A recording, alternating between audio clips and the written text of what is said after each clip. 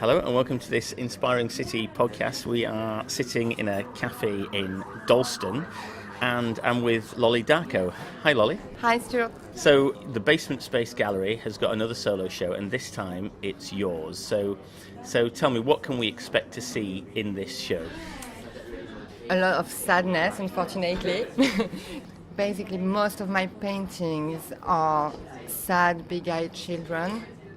And they're quite dark for those who know my work already. Just something related to youth, probably sad youth and frustrations that I think everyone experienced as a child. So you say sadness. Why is there so much sadness in your work? That was the first word you described it as. Actually, I don't know, because I'm quite a joyful person, which is sometimes annoying. But as I said, I think that we all experience frustrating things in our youth, in our childhood.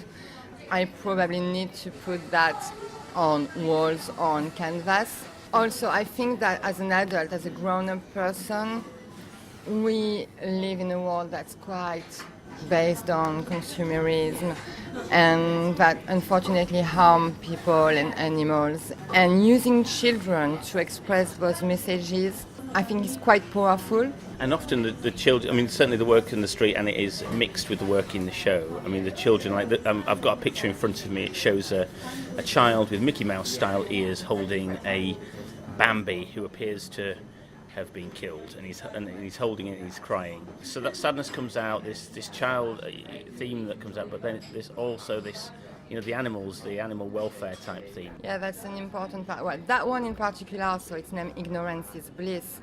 That's a quite important theme in general, because I would say that ignorance is just a way to survive. So people just choose to ignore what they eat, what they wear as clothes, or a lot of things that are actually related to industry in general. So this is one of the main things. In regards to this particular canvas, obviously it does relate to the Bambi movie, cartoon from Disney. I just think that looking how it starts, the fawn gets her mommy killed by a hunter and manages to survive and has a nice life in the woods and everything. That's just not possible. If you kill like a cub's mom, it will just die within 24 hours. So it's a way to show that this is probably the truth. So in terms of coming on to some more of the animal type themes, I've seen on your work on the street as well, the portraits, like this, it's entitled You Were Empty Inside, and it's a child with rabbit ears, and inside you can see, the organs and everything. What's that play on? On introspection, it's like you get rid of the skin just to search the organs and find out what's the cause of the disease or of the mental illness or whatever, but it's not in the organs, it's in the mind, And using these rabbit ears it's very childish and playful, but it can be also a bit scary. So you show like a nice face, but it's actually disgusting, and it's probably something that's operated by adults towards a kid as well, So tell me something about the work on the street. So we've seen your work on the street quite a lot in London. You told me earlier, every couple of months to paint something new, which is great. What is it about street art that you enjoy, and why is that such a good medium for you? I love the fact that it's immediate. I mean, you start a piece in the afternoon and you finish it the very same day. So it's always very powerful, and it's great to see people's reaction as well when you paint in the street. Like, they always have something to say. Probably seeing like crying children on walls invite them to react quite strongly, actually. But it's always good to discuss with people, and I've had like so many funny or good reactions. That's something I really enjoy. I would say that my work is quite cynical or sarcastic in general, so of course it's great to see how people react to it. So what do you like about London in general in terms of the street art scene? What is it about this place? Well, it's permanently evolving, it's moving a lot. There are a lot of walls, legal walls. As an artist, you feel very supported when you do something. I mean, lots of people are here to help, to source words for you to show your work. That's quite amazing. I feel that there is a strong community there. And yeah, as I mentioned earlier, people's reactions are always super good as well. So that's quite interesting, yeah. So just going back onto the theme of the pictures as well, is there, in terms of your personal life, there's lots of themes around animal welfare, is that an important thing for you, yeah, the course, welfare of animals? Yeah, of course. I absolutely refuse to eat product animals, for example. I pay a lot of attention to animal situation in the world in general, not only in France but also in Asia, in different countries. I'm quite involved in a lot of causes related to animals' welfare.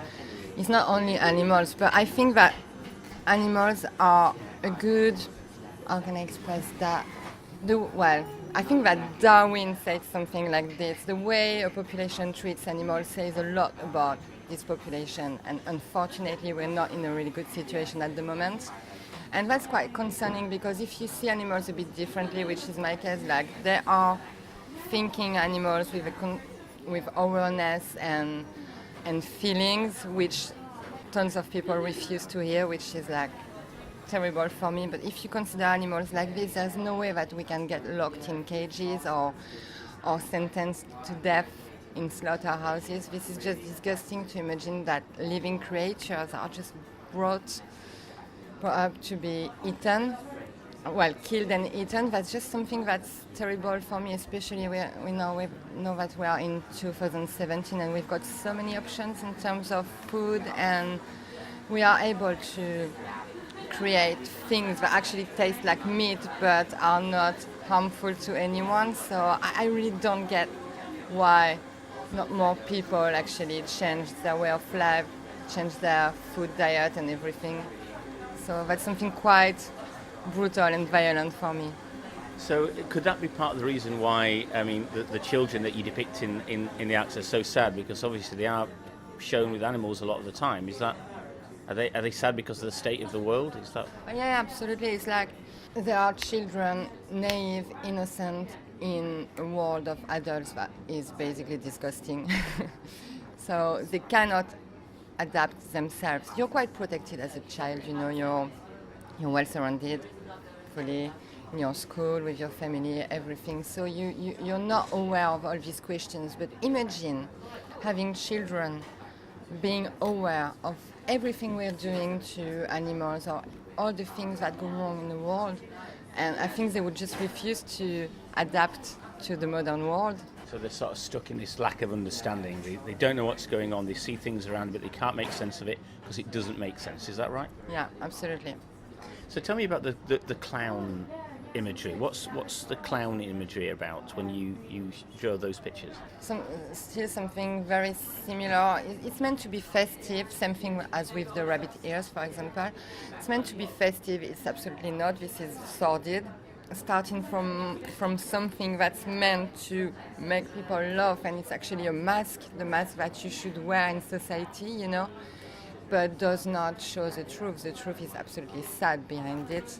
So that this is the message in general. It's also inspired by my favorite painter, who is Bernard Buffet, the French painter, and he painted a lot of clowns. This is how he actually ruined his career, because people started to think that there were way too many clowns.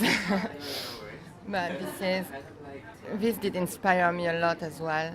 I actually enjoy painting sad clowns, which is a bit scary, I have to say. But it's a mask, is it? It's a mask. The clown mask, it's a mask. It's a society mask, yeah. Great. Well, I'm looking forward to the show and seeing what you paint. So thanks, Lolie. You're welcome.